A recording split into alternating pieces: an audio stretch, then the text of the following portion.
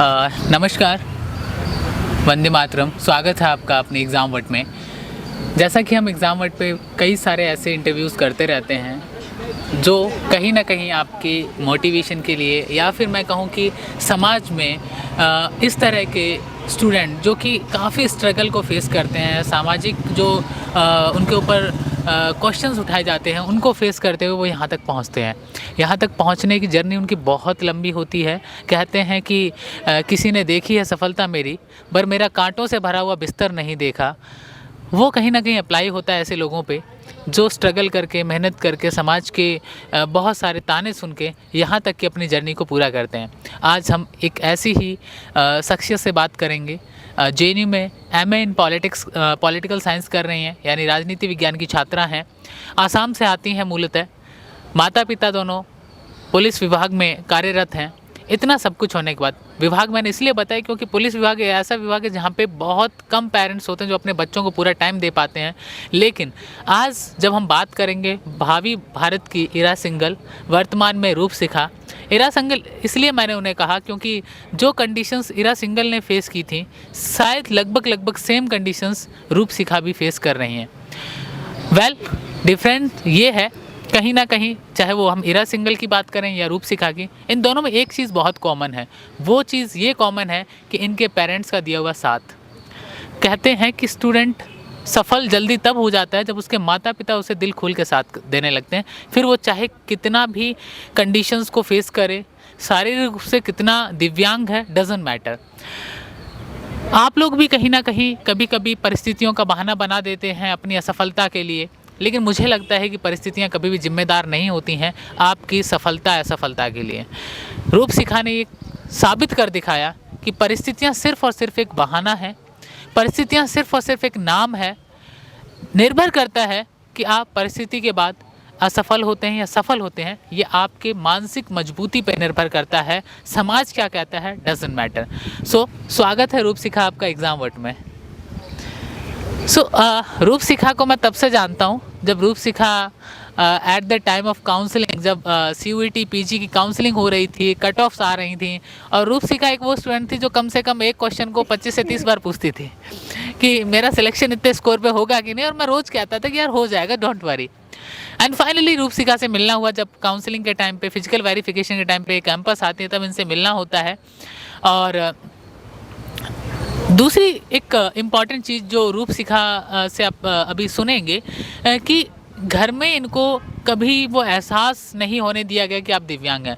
रूप शिखा, मेरा पहला सवाल है आपसे, JNU आके कैसा फील होता है? बहुत अच्छा, बहुत बहुत बहुत माइक अच्छा। ले लीजिए आप। सॉरी। या बहुत अच्छा लगता है। लेकिन यहाँ पे भी मेरा घर जैसा फील हो रहा है कि बिल्कुल नहीं लगता है कि मैं दूसरों से कम हूँ, या और लोग बहुत हेल्पफुल है यहाँ पे। ये सच्चाई है JNU की। आपको यहाँ पे कभी किसी चीज़ की कमी महसूस नहीं होती। आपको कभी ऐसा नहीं लगता कि आप इस दुनिया में कहीं अलग हैं या विरक्त हैं, ऐसा कुछ फील नहीं होता है। एक और सवाल मेरा रूप शिखा तुमसे रहेगा। कहा जाता है कि हमारे समाज ने कभी बहुत कम लोग ऐसे हुए जिनको एक नॉर्मल लाइफ में जगह दी है। कभी ऐसा इंसिडेंट आपके साथ हुआ हो कि स्कूल, कॉलेज या सोसाइटी में आपको लोगों ने किसी दूसरे नज़रिए से देखा हो? ऐसा इंसिडेंट एक नहीं, बहुत हुआ है। उसके जैसे घर के सोसाइटी के लोग, मतलब फिलिस हमारे घर वाले, तो वो लोग बोलते हैं कि आपने कुछ पाप किया होगा इसीलिए आपकी बच्ची ऐसी है, और आप लोग पुलिस में जॉब करते होंगे, पक्का घूस खाए होंगे इसीलिए आपकी बेटी ऐसी है। तो देखिए, ये बहुत ही कॉमन चीज़ें हैं जो कि सोसाइटी में लोग कहते हैं एक दूसरे से। और मैंने हमेशा से एक चीज़ कही है कि सोसाइटी हमने बनाई है और इसे बदलना भी हमारा ही काम है। रूप शिखा, एक और सवाल मेरे मन में है। बहुत सारे स्टूडेंट प्रिपरेशंस करते हैं डिफरेंट एग्ज़ाम्स की, लेकिन एक चीज़ समझ में नहीं आती है, कभी कभी वो परिस्थितियों को बाधा बना लेते हैं। वो कभी मेरे पास पैसा नहीं है, या फिर मेरे परिवार ऐसा था, मेरी कंडीशंस ऐसी थी, या ये प्रॉब्लम, वो प्रॉब्लम, फलानी प्रॉब्लम। उन स्टूडेंट्स को क्या कहेंगे आप? क्योंकि आपने यहाँ तक की जर्नी तय करी है और मुझे भरोसा है कि आप आने वाले दिनों में सिविल सर्विसेज में निकालेंगे, मेरा भरोसा है। आई विश कि वो भी हो। लेकिन ऐसे स्टूडेंट्स को क्या कहना चाहोगी? नहीं, वो खुद डरपोक है। एक्चुअली उनके माइंड में वो जो गोल उन्होंने रखा है वो गोल इतना मतलब स्ट्रॉन्ग नहीं है कि वो अचीव कर पाए। गलती उनकी है, ना कि प्रॉब्लम्स की। मुझे लगता है कभी कभी स्टूडेंट जब कॉलेज लाइफ में होता है, स्कूल लाइफ में होता है, वो अपना गोल डिसाइड नहीं कर पाता। मुझे लगता है तभी ज़्यादा प्रॉब्लम आता है। हाँ बिल्कुल। तो आपका गोल क्या है? यूपीएससी है। हाँ, यूपीएससी है। यूपीएससी। मैंने कहा था ना, तो भारत की भावी हीरा सिंघल जी नहीं, हैं। मैं पहले रूपसिखा बनूंगी। नहीं, रूपसिखा तो आप हैं ही। I am not comparing from Heera Singhal actually.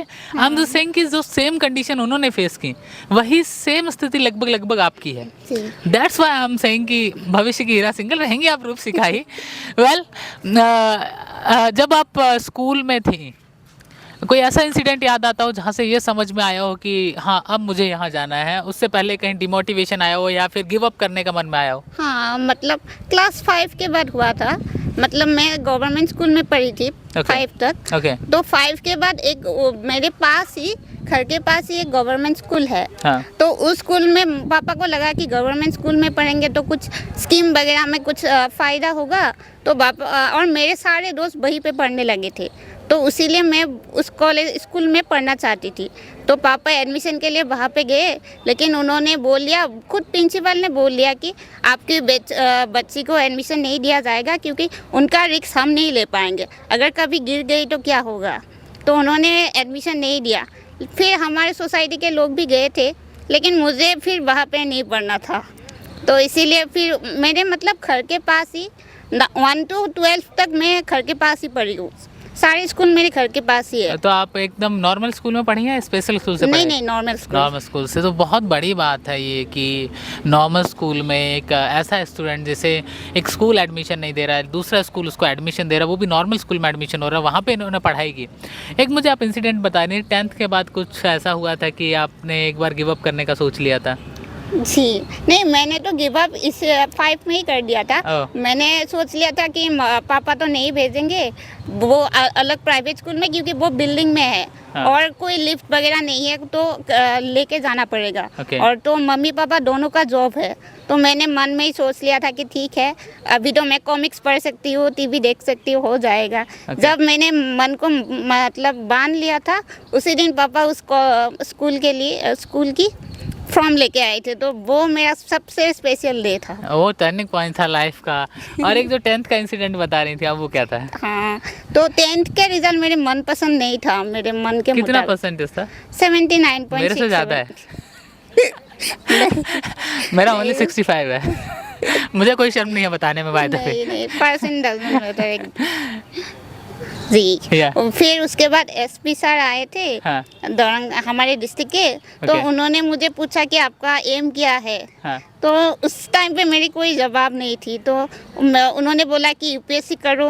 हाँ। मतलब ऐसे ऐसे है, ये सिलेबस है, ये है, वो है। तो मैंने देखा अच्छा तो ठीक है, अब यही करेंगे। ओके, मैं स्टोरी पढ़ रहा था आपका जब सिलेक्शन हुआ था। That time one student share your story from times of India and तब मेरे को याद आया रही, ये तो वही रूपशिखा तो नहीं है कहीं जिसको मैं ऑनलाइन रिप्लाई देता था हमेशा। एंड फिर वो मैंने कंफर्म भी किया था शायद आपसे। तो उसमें कहीं एक आया था कि जो डीजीपी थे आसाम के, वो आपके घर आए जब आपका जेएनयू सिलेक्शन हुआ। इवन रूपशिखा का अगर आप देखेंगे एकेडमिक बैकग्राउंड बहुत बेहतर रहा है। ग्रेजुएशन इन्होंने गुवाहाटी यूनिवर्सिटी से किया, जहाँ पे इनका जो परसेंटेज है वो 81.5 है। It's like amazing. बहुत सारे नॉर्मल स्टूडेंट्स का भी इतना परसेंटेज नहीं होगा लाइक ग्रेजुएशन के अंदर, जो कि इन्होंने अर्जित किया है। दूसरी चीज़, जब आपके सिलेक्शन के बाद डीजीपी जब आपके घर आए तो क्या उन्होंने एक स्पेशल एडवाइस दी? गिफ्ट और नकदी छोड़िए, वो एक उपहार होता है, उसे हम छोड़ते हैं साइड में। लेकिन ऐसा क्या उन्होंने आपको एक कंसेप्ट दिया, क्या ऐसा पॉइंट बताया जो कहीं ना कहीं आप आगे जाके लाइफ में इम्प्लीमेंट करेंगी? उनका आना ही मेरा एकदम लाइफ का एकदम बहुत अच्छा पल था, क्योंकि डीजीपी सर ऐसे नहीं जाते किसी के घर पे भी। एग्जैक्टली जी। तो और उन्होंने बोला है कि कुछ भी अगर सहायता चाहिए तो हम आपको देंगे। अभी भी उनका थोड़ी दिन पहले उनका रिटायरमेंट हुआ है। तो उनका कॉल आया था। तो वो टच पे है। उनका कॉल या फिर उनका वो फोटो देखते ही मुझे मोटिवेशन आ जाता है कि नहीं, यूपीएससी करना है। हाँ, सोना नहीं है। अपन को यूपीएससी करना है। सो एक क्वेश्चन और मेरे दिमाग में आता है। आप इनकी जो माँ हैं, पुलिस विभाग की तरफ से इन्हें विशेष तौर पे अवकाश दिया गया ताकि रूपसिका को ये यहाँ पे रह के हेल्प कर पाएँ और रूपसिका के रहने में कोई दिक्कत ना हो, क्योंकि यूनिवर्सिटीज़ के अंदर जो फैसिलिटीज़ हैं वो हैं, काफ़ी हद तक हैं, लेकिन फिर भी कहीं ना कहीं डेली रूटीन के लिए, आने जाने के लिए एक परमानेंट फैमिली मेम्बर का रहना बहुत ज़रूरी है। तो इनकी माँ का बहुत बड़ा योगदान है। तो रूपसिका, मैं आपसे पूछूं फिर आपकी माँ से भी पूछूंगा, अपनी मम्मी का अभी तक की जर्नी में सबसे इम्पोर्टेंट रोल जो रहा है उसे आप किस नज़रिए से देखते हैं? मम्मी मतलब अगर भगवान है तो मम्मी पापा है, वो तो ऑफ कोर्स सबके हाँ, मानना सबके लिए पड़ेगा। हाँ। और क्योंकि तुम्हारी इस जर्नी में सबसे इम्पोर्टेंट रोल यहाँ तक रहा है कि आपको कभी ये फील नहीं होने दिया कि आप औरों से अलग हैं, तो ये बहुत बड़ी बात थी। मैं आपसे पूछना चाहूँगा, लाइक रूपसिका का सपना है आईएएस बनने का। एंड मैं पहले दिन रूपसिका तुमसे मिला था, तब भी मैंने कहा था कि द फ्यूचर आईएएस ऑफिसर। सो कहीं ना कहीं आपने, जब समाज के लोग आपसे ये कहते होंगे कि औरों से अलग है या आपने पाप किए हैं, रिश्वत खाई है आपने, तो उस टाइम एक दुख तो होता होगा, लेकिन उस टाइम आप लोग इस मोटिवेशन को कैसे कंटिन्यू करते थे कि नहीं, इसको तो उसकी मंजिल तक पहुंचाना है? हाँ, मैं ऐसे बताऊँ जब मैं लड़की का आगे में जाऊँ तो अच्छा होगा। ओके। इसीलिए मैं सब घर मुकान एरिया में घर यहाँ पर आया। ओके। तो अभी यहाँ पे जेएनयू की तरफ से आपको स्पेशल रहने की परमिशन दी गई है, तो अभी डेली रूटीन पूरा फॉलो हो रहा है और रूपसिका का प्रिपरेशन भी आई थिंक स्टार्ट हो ही चुका है। तो आने वाले सालों के अंदर आई विश कि जब ये आईएएस बनेगी, रियल आपका जो कहते हैं कि माता पिता का जो एक लक्ष्य होता है अपनी संतान को एक सही दिशा देने का, उसमें तो आप सक्सेसफुल होंगे ही, लेकिन आप एक माँ के तौर पे बहुत सारे इस वीडियो को देखेंगे लोग, तो हो सकता है कई बच्चों की माएँ भी इस वीडियो को देखेंगे, तो उन्हें क्या सलाह देंगे अपनी तरफ से कि अगर उनकी संतान में कुछ ऐसा है तो समाज जब उन्हें कहे तो कैसे हैंडल करें वो? मेरा जो लड़की से आया, ठीक ऐसे मेरा देखिया तो कुछ दूसरे भी आएगी तो मैं हाँ, अच्छा हो गया। मुझे देख के और भी लोग आगे बढ़े। सोसाइटी के बारे में मत सोचिए, आपकी बेटी बेटा जो करना चाहिए उसको करने को दीजिए। Exactly, is most important thing in life. और मुझे लगता है कि स्टूडेंट्स जो भी आप देख रहे होंगे, आपको भी मैं एक एडवाइस देना चाहूँगा, ज़िंदगी में सब चीज़ों से कॉम्प्रोमाइज़ कर लो, लेकिन अपने सपनों से मत करना। फिर चाहे लड़ना पड़े तो कोई फ़र्क नहीं पड़ता है। सपने अपने पूरे ज़रूर करो, क्योंकि कहीं ऐसा ना रह जाए आपके मन में कि आप ये कहें काश मैं ऐसा कर लेता। वेल, रूपसिका, पॉलिटिकल साइंस आप पढ़ रही है, जेएनयू का टॉप मोस्ट सेंटर है, इंडिया का टॉप सेंटर है। ऑफ कोर्स यहाँ से निकलने के बाद आप एक नई लाइफ स्टार्ट करेंगी, जो कि आई विश कि लबासना में स्टार्ट हो वो, ठीक है। हो सकता है उसके बाद आपके पास और देश के बड़े बड़े प्लेटफॉर्म्स होंगे जो आपको इंटरव्यू के लिए definitely they want to join you, कि आप लाखों स्टूडेंट्स की इंस्पिरेशन बने। बट अभी रिसेंटली जैसे एंट्रेंस एग्ज़ाम्स भी आने वाले हैं, 60 से 70 दिन का समय है। लास्ट के 60 से 70 दिन में एक स्टूडेंट के तौर पे क्या एडवाइस देंगे स्टूडेंट को कि क्या करना चाहिए ताकि वो जेएनयू तक पहुंच जाए? रिवीजन करना स्टार्ट कर दीजिए और जितना हो सके मॉक टेस्ट दीजिए। ओके। और लास्ट के 7 दिन में अगर मान लो किसी स्टूडेंट ने कुछ नहीं पढ़ा है, तो क्या वो भी अभी कर सकता है? Is it possible? एकदम से बेसिक बुक स्टार्ट कर दीजिए। बुक्स कौन कौन सी फॉलो करनी चाहिए उसे? ओपी गव्वा फॉर पॉलिटिकल थ्योरी, और उसके साथ आप राजीव भार्गवा भी कर सकते हैं, लेकिन अभी जो स्टार्ट कर रहे हैं वो लोग नहीं पढ़े तो ठीक है। और बेसिक क्वेश्चन आते हैं, सीयूईटी बहुत ज़्यादा टफ नहीं है। एग्जैक्टली, बहुत ज़्यादा टफ नहीं है। और जेएनयू की सबसे बड़ी बात यह है कि आपको यहाँ पे रहना खाना बहुत ही अफोर्डेबल प्राइस में मिलता है। आप बिल्कुल गरीब घर से हैं, बिल्कुल गरीब घर का मतलब मैं कह रहा हूँ बिल्कुल गरीब, उस घर से भी अगर आप आते हैं तो भी आप जेएनयू में रह के पढ़ पाएंगे। नेट जेआरएफ क्लियर करिए, जेआरएफ के थ्रू अपनी फाइनेंशियल कंडीशंस को बेसिक ठीक करिए। मेरा कहने का मीनिंग ये है कि आप अपनी आगे की पढ़ाई, वो कोचिंग करना हो, आईएएस का जो भी करना हो, आप अपने जेआरएफ के थ्रू भी कर पाएंगे फ्यूचर में। आप पीएचडी में कहीं भी एडमिशन लीजिए, जरूरी नहीं कि जेएनयू ही है, लेकिन मास्टर्स जेएनयू से ज़रूर करिए। एक चीज़ और मेरे दिमाग में आती है रूपसिका, बहुत सारे लोग ऐसे हैं जो कि एक मोटिवेशन जनरेट तो होता है उनके अंदर, लेकिन वो ठीक उस मोमबत्ती की तरह होता है जो जलती है, थोड़ी सी हवा का झोंका आता है, बुझ जाती है, फिर से उसको माचिस की तीली जगा के फिर से जलाना पड़ता है, फिर बुझ जाती है। लाइक उनका डेली लाइफ के अंदर 500 बार थॉट बदलते हैं और 500 सपने आते हैं उनके दिमाग में, और वो 500 तरीके सोचते हैं, और शाम को जब सोते हैं तो ये रिग्रेट करके सोते हैं कि हम जीवन में आज कुछ नहीं कर पाए। जी तो उनके लिए क्या एडवाइस दोगे कि उन्हें क्या करना चाहिए ताकि कम से कम वो जीवन के इतने important minute to minute time जो है उसको वेस्ट ना करें? जी, ऐसा नहीं है कि मैं हर टाइम मोटिवेटेड रहती हूँ, लेकिन फिर भी लेकिन आप औरों के लिए मोटिवेशन है। पता नहीं, अभी तक तो नहीं हूँ। डेफिनेटली। लेकिन आपके जीवन में भी ऐसी घटना घटी होगी जो आपको बहुत दुख देती है, तो उस घटना के बारे में सोचिए। अगर किसी ने आपको कुछ बुरा बोल दिया हो तो वो बारे में सोचिए कि अच्छा तो मैं वैसा ही हूँ क्या, अगर नहीं हूँ तो पढ़ो। अच्छा, एक सवाल और आता है दिमाग में कभी कभी, वो ये आता है कि जब लोग कहते हैं कि ज़िंदगी में बहुत कठिनाइयाँ हैं, इन कठिनाइयों से पार पाऊँ कैसे, तो आपने कठिनाइयों से पार पाई है और डेली जीवन को नए तरीके से जीने की कोशिश कर रही हैं। तो हर वो स्टूडेंट जो जीना चाहता है अपनी ज़िंदगी को उसी तरीके से, एक सक्सेस होना चाहता है लाइफ में, एकेडमिक्स में सक्सेस होना चाहता है, तो उनको एक चलते चलते क्या एडवाइस और देंगे? बस अपने जहाँ पे खुशी है, अगर आपको पढ़ने में अच्छा लगता है तो बहुत पढ़िए। जो आपका गोल है बस उसी के बारे में सोचिए और बाकी सब भूल जाइए। ओके, तो रूपशिखा ने आपको बहुत सारी एडवाइजेस दी। सवाल बहुत हैं लेकिन समय कम है, तो उन सवालों के जवाब हम इनसे लेते रहेंगे। एंड बहुत बहुत थैंकफुल हूँ मैं इनके लिए कि इन्होंने समय निकाला हमारे लिए, आपके लिए। और सबसे इम्पॉर्टेंट चीज़ जो है वो माँ जी का बहुत थैंक्स रहेगा, क्योंकि अगर इनके साथ ये यहाँ हैं तो ये अपने सपनों को बहुत स्पीड से पूरा कर पा रहे हैं, अदरवाइज़ पॉसिबल नहीं होता। डिफ़िकल्टीज़ को फेस करते हुए डे टू डे की लाइफ को जीना, यूनिवर्सिटी की क्लासेस अटेंड करना, सारी चीज़ें। आपको मैं बता दूं, JNU देश की वो यूनिवर्सिटी है जिसने सबसे पहले दिव्यांगजनों के लिए यूनिवर्सिटी में हॉस्टल रेडी किए। उनके लिए हॉस्टल्स में लिफ्ट से लेके यहाँ तक कि जो आँखों से दिव्यांग हमारे भाई बहन हैं उनके लिए यहाँ पे अलग से चलने के लिए पाथ बनाए गए हैं। उनके लिए रोड पे वो लगाया गया ताकि वो चलते वक्त पहचान पाएँ कि रास्ता किधर को जा रहा है, क्या हम सही रास्ते पे जा रहे हैं। वो सारी चीज़ें JNU एडमिनिस्ट्रेशन ने अप्लाई की हैं।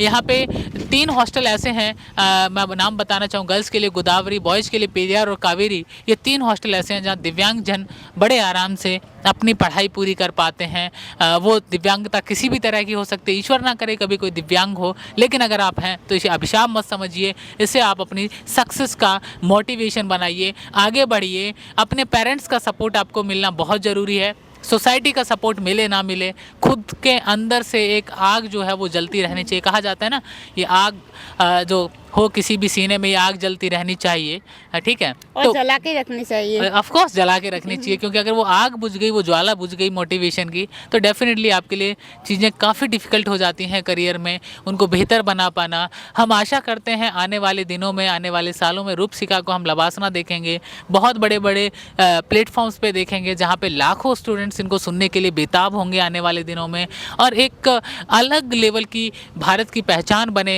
इनके द्वारा। और मैं चाहूँगा रूपशिखा कि जब आप देश में सिविल सर्विसेज आप ज्वाइन करने में कामयाब रहें, डेफिनेटली आप रहेंगी, क्योंकि आप में मोटिवेशन की कमी नहीं है, आप में इच्छा शक्ति की कमी नहीं है। तो मैं आपको एक ज़रूर सलाह दूंगा अपनी तरफ से, अगर तब मिलना होगा तो ज़रूर मिला जाएगा, लेकिन सलाह ये रहेगी कि कोशिश करिएगा कि जो स्टूडेंट दिव्यांग होने के कारण पढ़ नहीं पाते हैं उनके लिए जहाँ भी आप कलेक्टर बन के जाएं या जो भी आप पोस्ट पे जब पहुँचें तो उनके लिए कहीं ना कहीं कुछ बेहतर करिएगा जी, क्योंकि कहीं ना कहीं उनको ज़रूरत है, क्योंकि समाज उनको नकार देता है। जी, वो ये अंदर सबका ही एक रेस्पॉन्सिबिलिटी है। सरकार को भी देखनी चाहिए कि वो ये सब करने मुझे के लगता है लिए। सरकार से ज़्यादा समाज को देखना चाहिए। हाँ बिल्कुल, आप और ये सबको नेगेटिव थिंकिंग छोड़ देनी चाहिए बस। एग्जैक्टली तो ये हमारा एक एपिसोड था।